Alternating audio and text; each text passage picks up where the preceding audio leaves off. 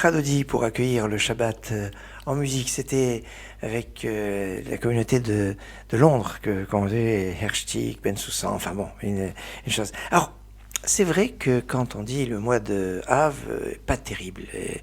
Il y a le 9, le jeûne, destruction du premier et du deuxième temple. On dit le mois de Av, il n'a pas un bon mazal. Il n'a pas un bon signe. Alors que aux antipodes, on a le mois d'Adar, qui a un bon mazal.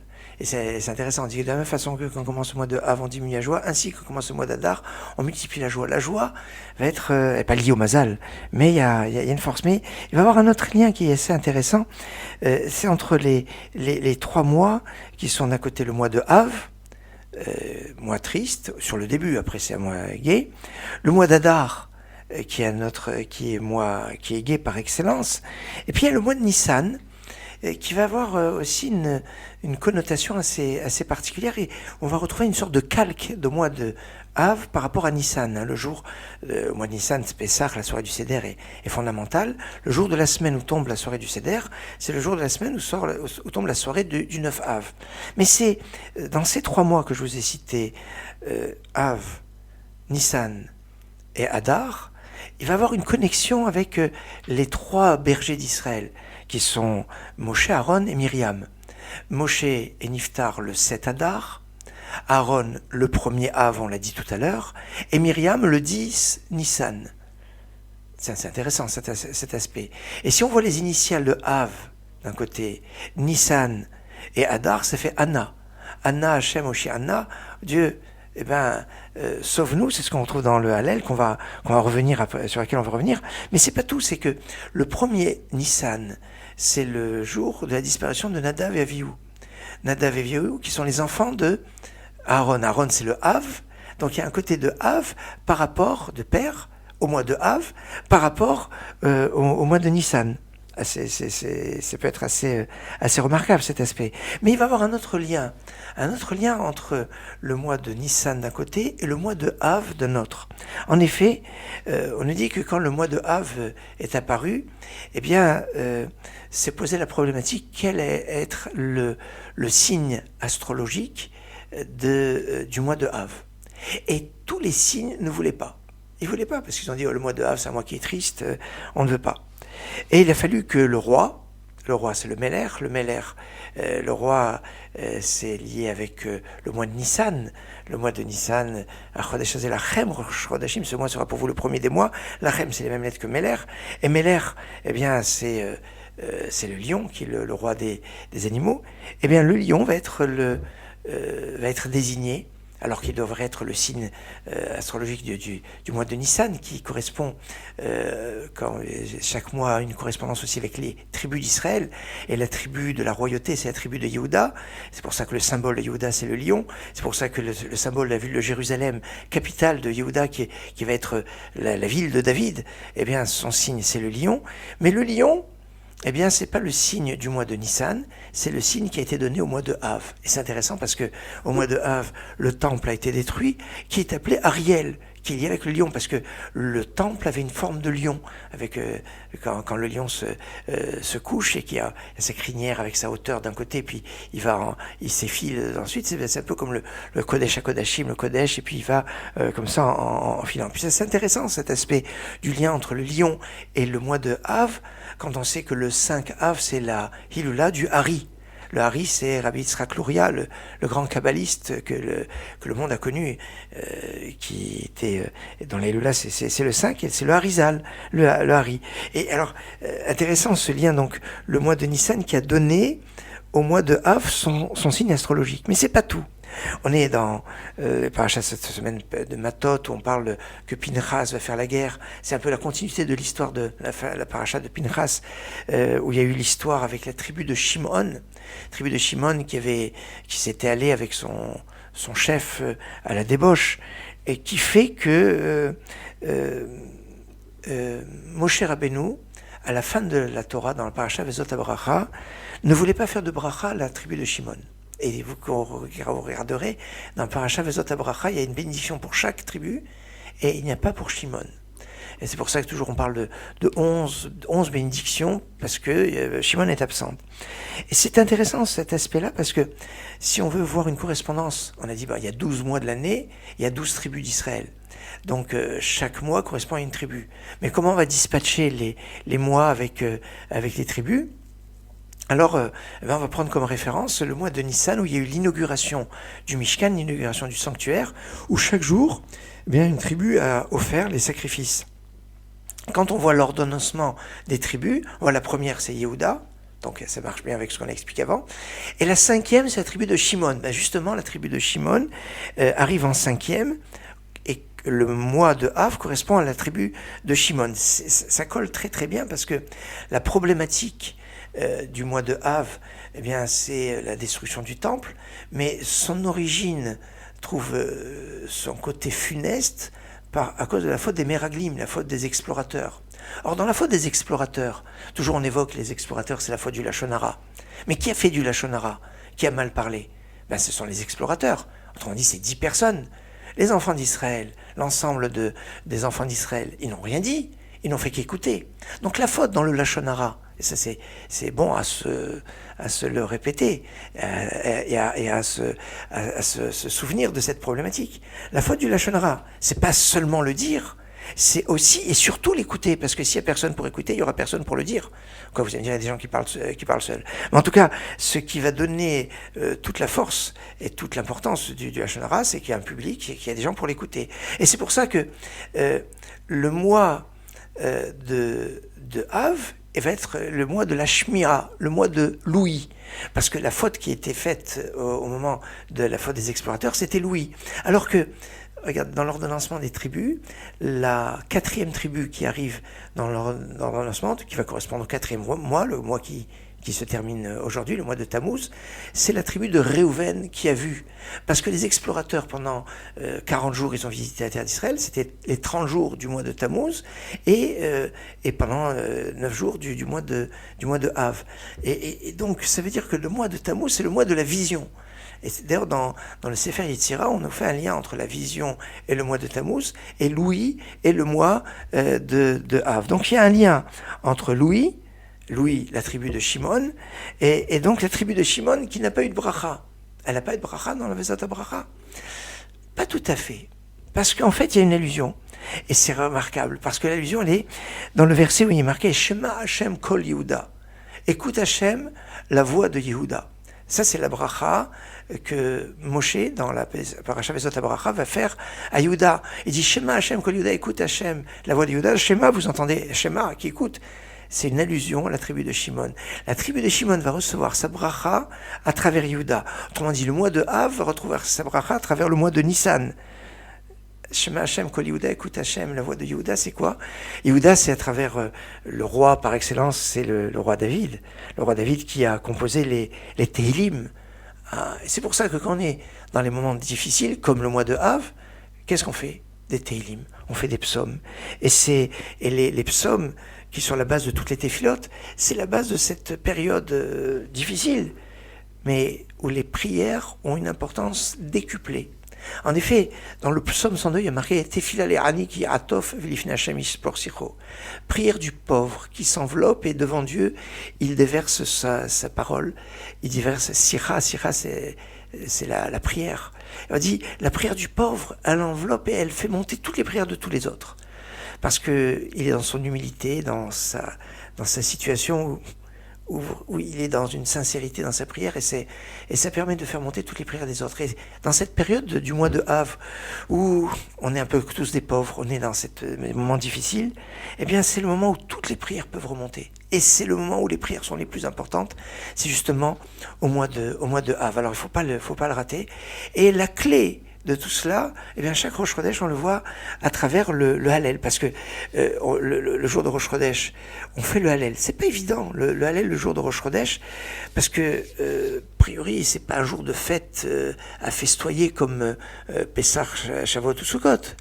Et on dit le Hallel qu'on fait à Rosh Chodesh, c'est une tradition. C'est pour ça qu'on ne le fait pas en entier, on le fait que partiellement. Mais ce Hallel que l'on fait, donc, c'est la clé un peu des psaumes, qui vont s'ouvrir sur tout le mois et pour toutes les prières qui se feront pendant tout le mois. Et remarquez qu'il y a quelque chose de phénoménal. Il y a une tradition qui veut, on retrouve ça encore chez les Yéménites, qu'à chaque phrase, eh bien, chaque phrase du Hallel, elle est répondue par l'Assemblée avec le mot Alléluia, Alléluia, Alléluia. Et vous savez combien de fois on retrouve le Alléluia, donc qui est répété à la fin de chaque phrase? Alors c'est pas dans le texte du Hallel qu'on retrouve aujourd'hui, mais le Hallel on peut le couper en 123 fois. Pourquoi 123? 123 c'est l'âge de Aaron.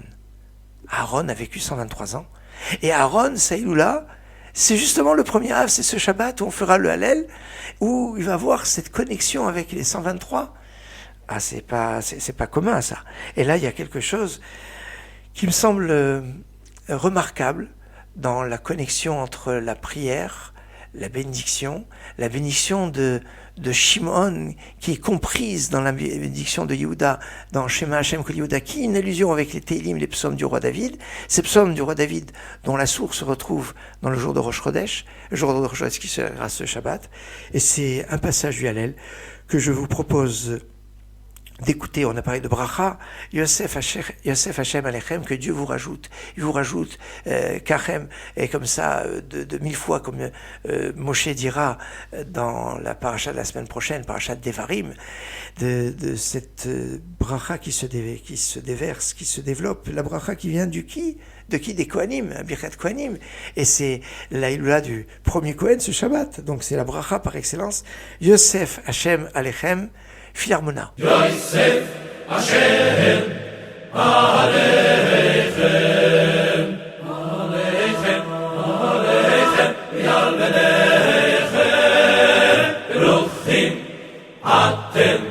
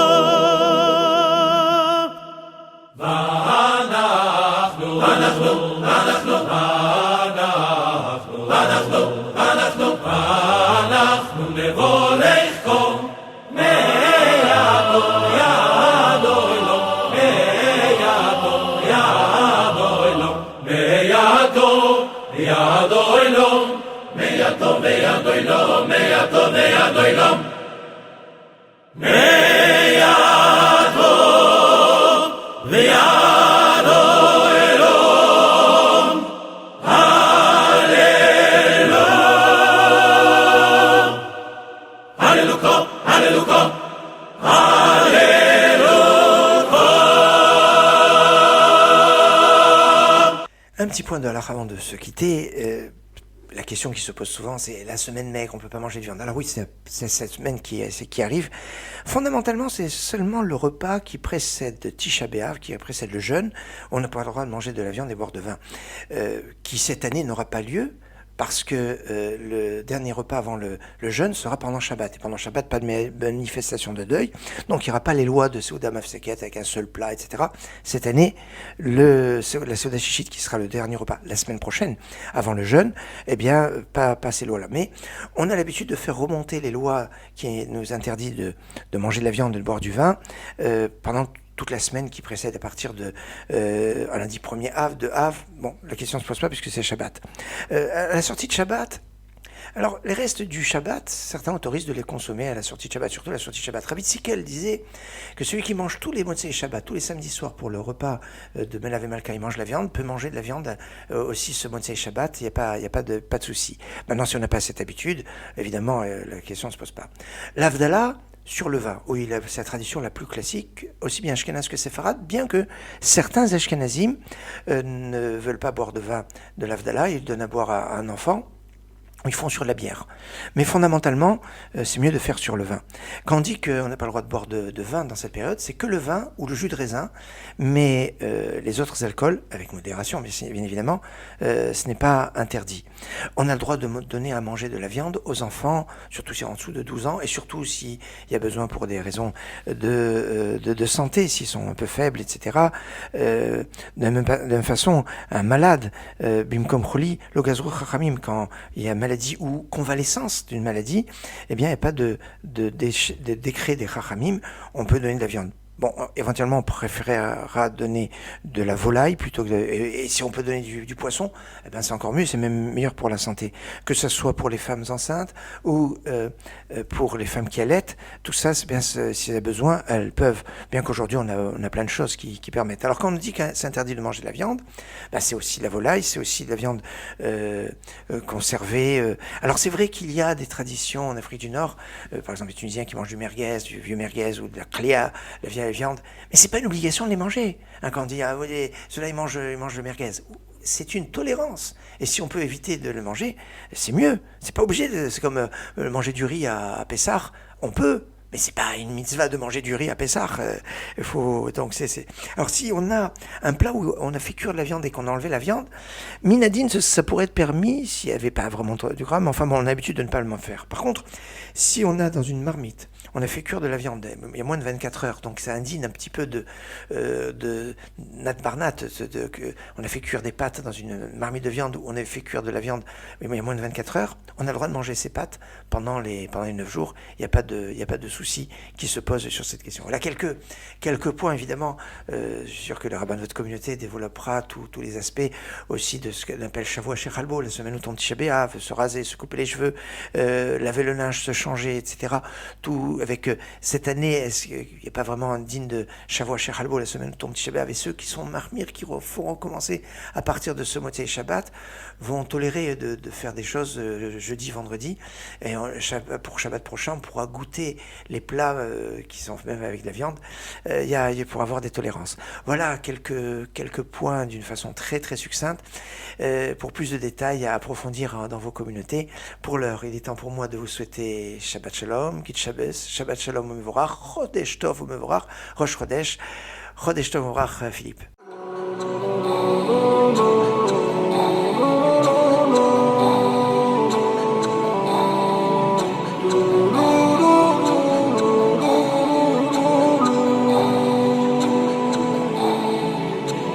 נכשלנו בדרכנו, סלח לנו אב יקר. אם רק בטפל עסקנו, הזנחנו את העיקר. יום רוצים אנו אליך, אל דרך הישר. מקווים בכל ליבנו, שעוד לא מאוחר. נספר לך יושב מרום, ומה לך נאמר, הלא מנגד עיניך דבר אינו נסתר. אם מצולות קוראים אליך כל יכול, מי ייתן ועל כל עוונותינו תחמון, שיפתחו שערי שמיים מצד אתה המלך. אם מצולות קוראים אליך כל יכול, מי ייתן ועל כל עוונותינו תחמול, שיפתחו שערי שמיים נצעק אתה המלך.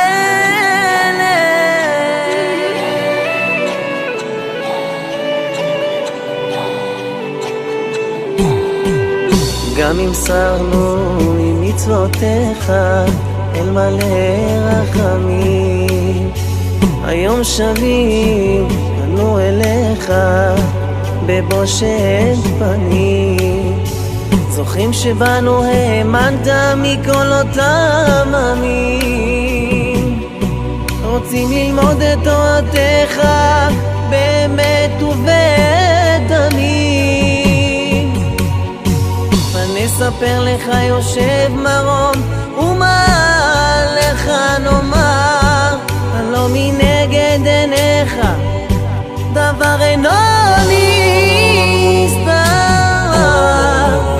מצולות קוראים אליך כל יכול, מי ייתן ועל כל עוונותינו תחמול, שיפתחו שערי שמיים נצעק אתה המלך. מצולות קוראים אליך כל יכול, מי ייתן ועל כל עוונותינו תחמול, שיפתחו שערי שמיים נצעק אתה המלך. תשוקותי בחושקי ואהבותי לכל ליבי וכליותי לכל רוחי ונשמתי השיבני ושובו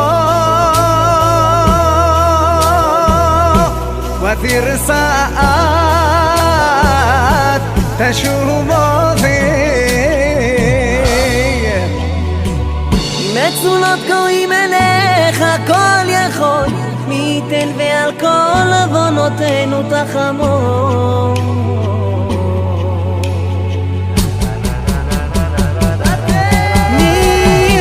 מצולות קוראים אליך כל יכול, מי ייתן ועל כל עוונותינו תחמול, שיפתחו שערי שמיים נצעק אתה המלך.